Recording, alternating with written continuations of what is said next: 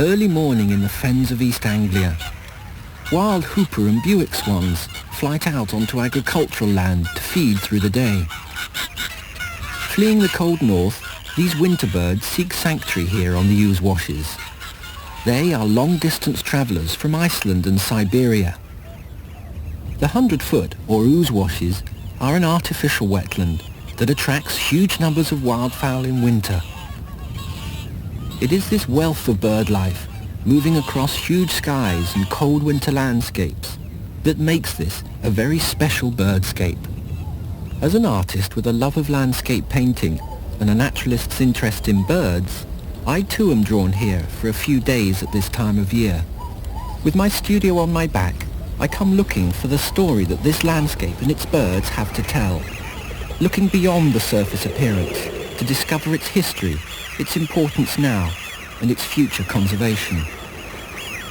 What interests me most is always trying to see the birds as part of a much broader canvas, one aspect of a more exciting whole. I never see birds as highly detailed portraits, isolated from the landscape they depend on. The best time to share their landscape is the early morning. The light is sharper and the birds are invariably on the move.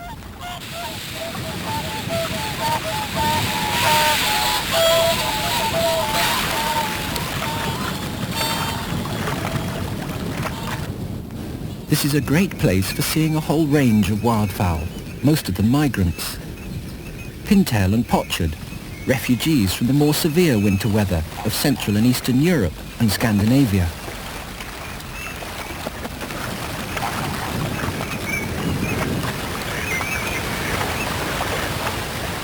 And these are no ducks from a garden pond. These mallard too will have flown long distances to get here.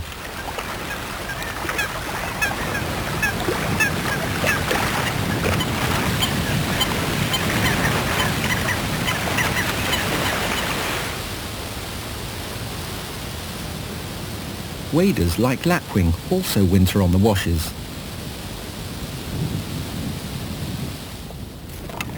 Selecting a suitable vantage point doesn't take long. I've set up my portable studio everywhere from the Antarctic to the Arctic, with much of Europe and Africa in between. Sometimes it might only be for an hour or two, and at others for months on end. I find it easier to take my studio to the wild places where birds live. The result is less polished work, but with an immediacy that excites me. How else can you convey the spectacle of 53,000 widgeon?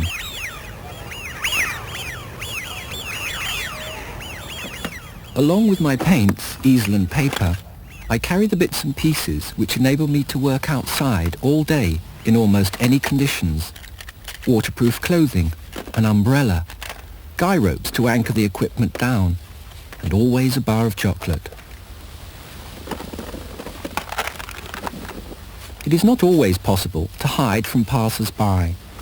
I have been surrounded by curious locals from the deserts near Timbuktu to the icy tundras of Greenland. I'm an East Anglian, so I'm not bored or intimidated by the immense flatness of these cold fens, which are an echo of the much larger wilderness which once existed here. I relish it. The fens were a vast area of bogs and marshes, thick with willows, reeds and sedges, with raised islands here and there where people lived. Faced with huge skies, simple perspectives and flocks of birds, I work quickly to fix the mood and character of the landscape, washing in skies and skylines. I work mostly in watercolour, not as a purist might, but throwing on lots of body colour, crayon, wax colours and pencil. It is a technique that lets me work fast before the light changes or a bird moves away, without waiting for meticulously applied washes to dry. I have always been more interested in the message than the medium. The Ouse washes are wholly artificial in origin. They result from engineering work in the 17th century that finally tamed winter flooding on the fens, confining the water to this 17-mile strip of land. The fens long ago would have been virtually impenetrable to all but those fenmen who knew them well. There would have been a living to be had from fishing, eel catching, peat digging and hunting birds. Josh Scott was a marshman who knew something of the old ways. In summer, he shepherded for local landowners and farmers on the rich grazing meadows. In winter, he made a living from the natural wealth the flood brought. We made a bargain that if we looked after the cattle and were ready to come back next spring when they wanted us to, we wanted the shooting rights on their land, the eel fishing rights and plover catching rights, so we got something to do in the winter time. And you made a living, that was just supplementing a living?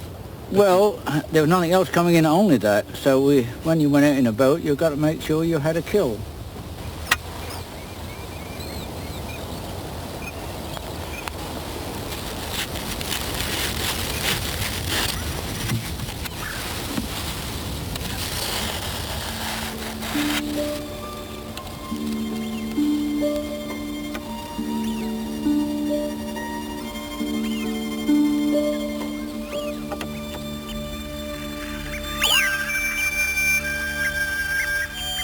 There are no punt gunners on the fens nowadays. Josh was the last. He died last year.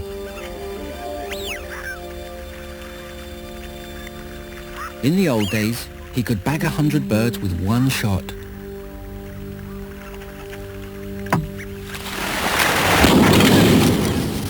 So how did you market the living that you made on the fens?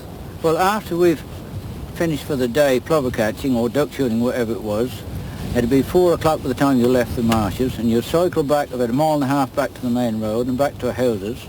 And if you got a sack full or something the previous day, you'd fill your sack, pack them in nicely, put in a consignment note, and cycle to the nearest railway station with a sack of birds on the handlebars. We had 2 stations, one at Hilgy and one at Littleport. We took whichever way the wind was blowing, so we rode with a load back wind, and we had to bike back from the station headwind.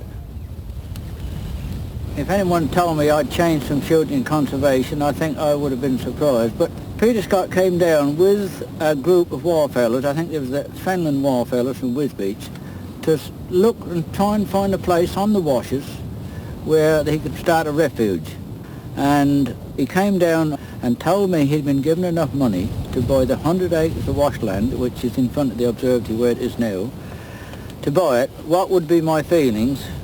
Would I agree to giving up the shooting rights which I had for a further year? I always used to have it a year in advance to make sure I was all right for the next year after doing the shepherding. And I immediately said, you put your cards on the table and I'll put mine on the table. And he told me exactly what he wanted to do, and I decided to join him. The Wildfowl and Wetlands Trust that Sir Peter Scott founded is one of the largest landowners on the Washes.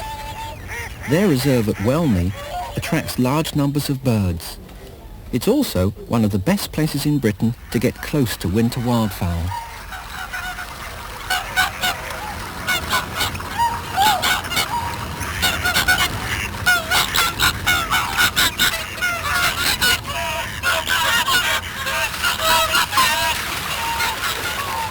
Watching birds here from a heated hide can be an extremely comfortable experience.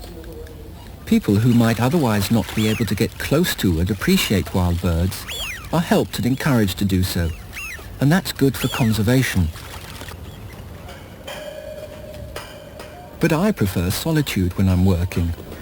It's not to do with being a moody artist, but I like to hear as well as see my birds. Hearing their calls is all part of getting to know the birds better and being absorbed by every detail in the landscape. So I usually head for the more open and exposed hides, further along the bank.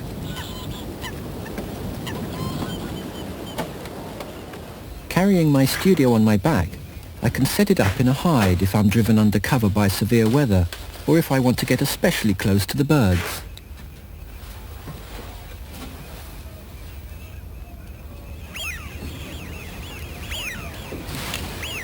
For the most interesting views of Widgeon, I look for them out of the water, grazing the swards along the edge of the flood.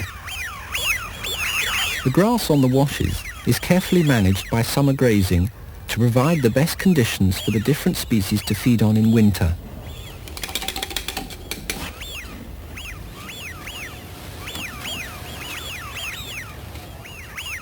Widgeon prefer shorter grass, but most of the wildfowl need a range of shallow water where each species can use its individual feeding technique to exploit the food that the flood brings. Diving ducks, like tufted and potchard, feed on plant and animal material underwater. The shoveler, a dabbling duck, uses its wide, flat bill with a sieve of bristles to filter feed at the surface.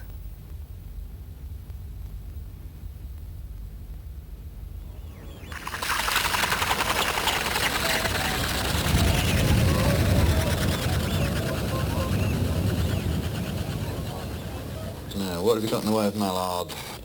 Josh Scott was the first manager at Welney. Don Revitt is manager now. Some ideas of Don's are not the same as mine, but I mean they may work and they may not. 2,250. Shoveler, 90. Over the years, hand-feeding birds in front of the hides has drawn more and more of them into the safety of the reserve.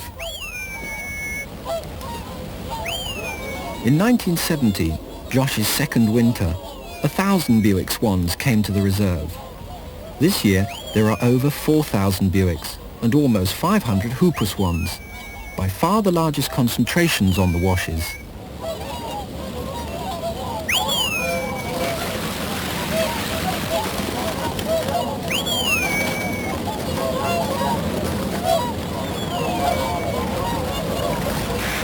The grain is a token feed that brings large numbers of birds close into the hides for the benefit of visitors.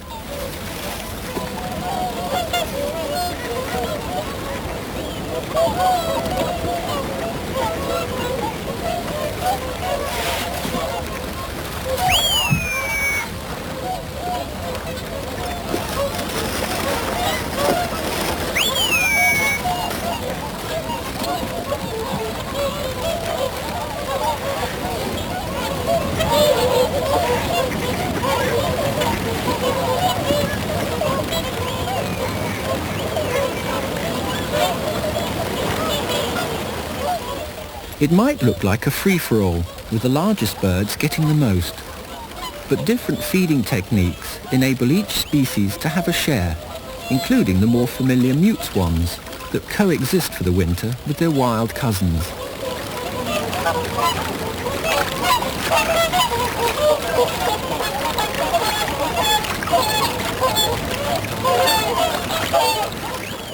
While the grain is still floating, all the birds can dabble. As the grain sinks, the swans can upend in the shallows to reach it on the bottom.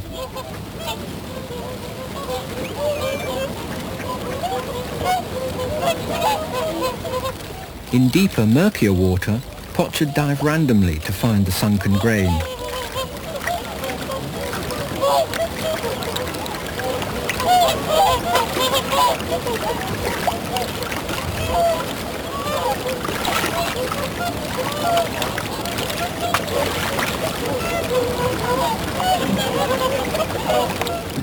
Tufted duck do the same, thrusting down to overcome their natural buoyancy.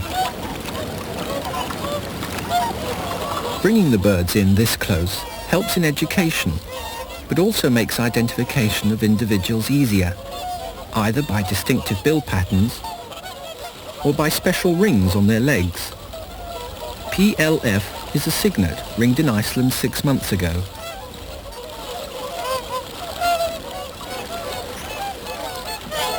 DAY has been a visitor to Welney for almost 20 years. The washes are first and foremost a floodplain, a temporary floodplain. That was what they were created for. They became a haven for birds after that. A modest flood where it comes about halfway across and is just a few inches or a few feet deep is fine. The birds can still upend and reach down to the bottom to feed. But a full flood, when it's several feet deep, becomes no good at all. The birds, this is not their scene, and they tend to go then. They tend to disperse. The main tool is the sort of ages-old management system of the washes, grazing with cattle and sheep in the summer months, in bygone days horses. This leaves an ideal habitat for these birds. A lot of work goes into the management of the washes, maintaining water levels in the ditches and so on. This is, all done with earth dams and the like, handed down from generation to generation. I mean, really nothing has changed out there in the last 350 years since the washes were created.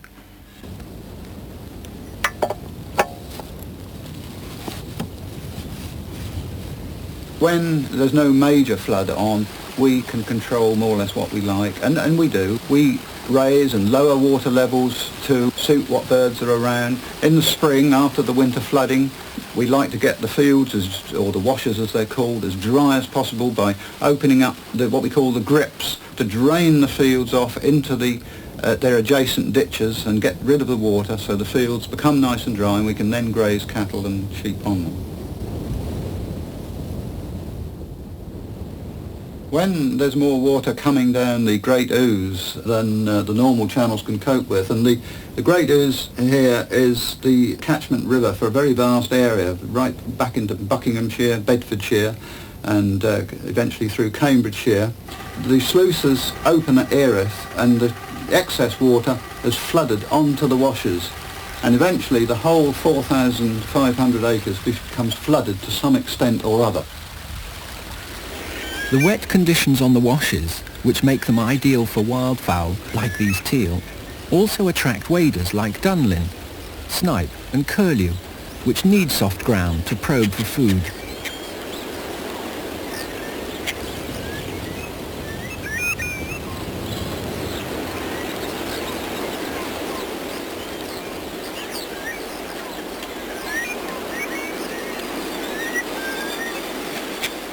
Like the wildfowl, most of these waders will have travelled long distances to winter here.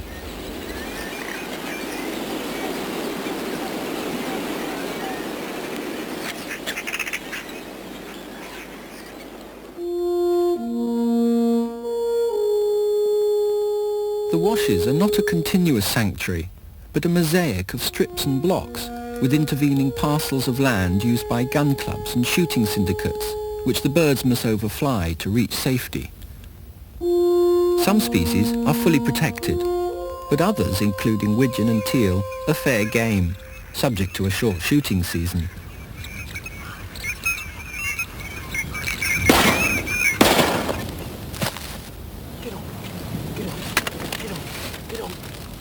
Hunting pressure is not excessive, but the disturbance it creates pushes the largest numbers of birds into the safety of the various refuges strung along the washes.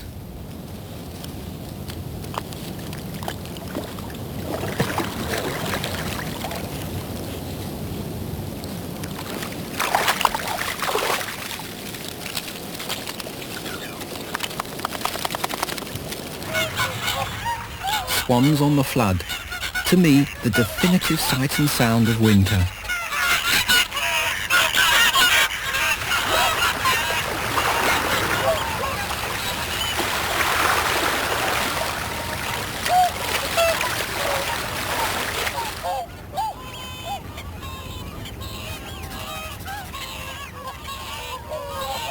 Large and heavy birds, weighing as much as 5 or 6 kilograms, need to maneuver skillfully when landing, especially when there's a wind, to avoid colliding with each other or with obstacles on the water. Their size and all-white plumage make them easy shapes to freeze in the eye and transfer quickly to paper. Buick and Hooper swans can be told apart by their size and bills. Buicks are smaller. The head is more rounded and the bill is shorter. The juveniles of both are distinctive in their grey plumage. The yellow patches at the base of a Buick's bill are as individual as a fingerprint, but very rarely extend beyond the nostrils. The Hooper's yellow patch is larger, but much less variable. Some of these swans have been known to be winter visitors here for many years. Usually they mate for life, but some time ago, 2 Buicks called Olive and Josh appeared each winter without cygnets, until one year Olive came back with a new mate and a cygnet. Josh turned up later on his own. It was the first recorded case of divorce in swan society. Swans are very social birds, and throughout the winter they maintain their bond by noisy display.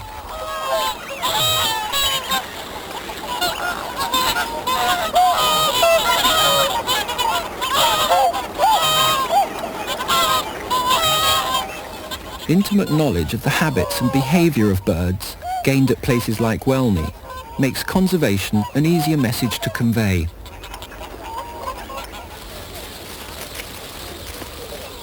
The future of the washes is best secured if children in particular can begin to understand why birds depend on habitats like this.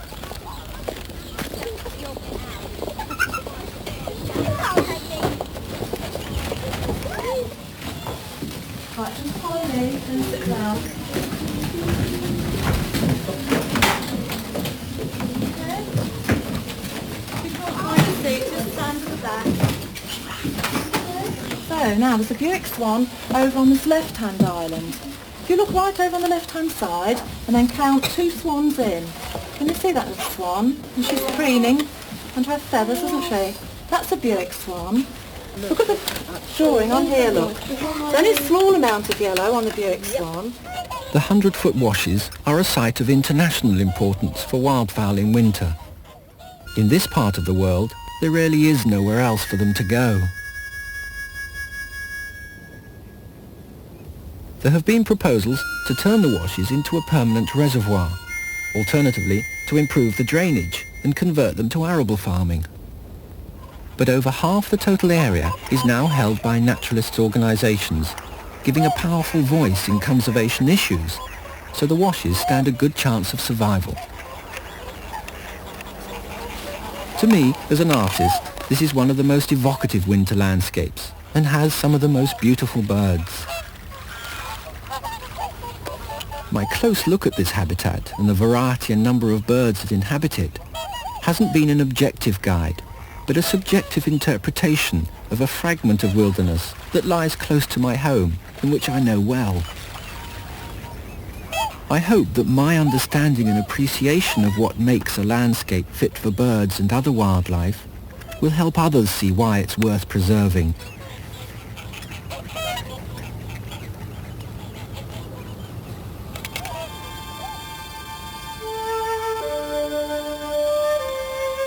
In every light, even on blustery days, when to my mind the washes are at their best, the watery reflections of sky, birds and vegetation add a great depth to this flat fenland. But more importantly, it is a vital refuge for thousands of birds that have travelled far to reach here. They depend on the 100-foot washes, and we owe it to them to ensure that they always will find a sanctuary here.